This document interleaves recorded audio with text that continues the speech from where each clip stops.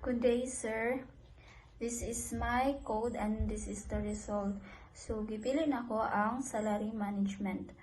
Diri sa salary management, makita diri ang employee ID, employee name, employee position, and work days. Then, once i-click na to ang view, makita dayon diri sa employee name, employee position, work, daily salary. Diri sa daily salary, once i-click nat ay butang na to diri kung pila lang ka days imuhang work is matotal diri kung pila ang imuhang sweldo. Pwede po nato na siya i-print. So diri ang new frame title is salary management. Ang frame size, set size with 700. Frame set layout is null. Then there is a title label is salary, send font, Arial font, bold size 24. Ang set bounds is 50. Set foreground color red.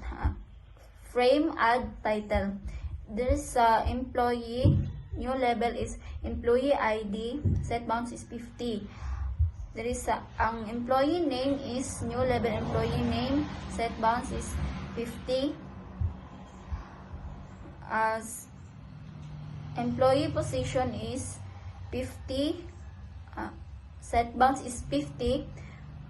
Work days, new label is work days, set bounds is 50 with 100, height is 30. Side panel is text address results, employee ID, employee name,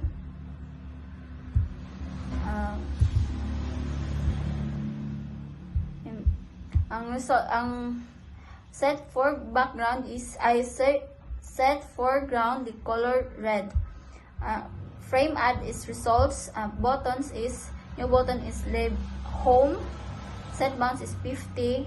Frame add is home. Button view is set bound is 150.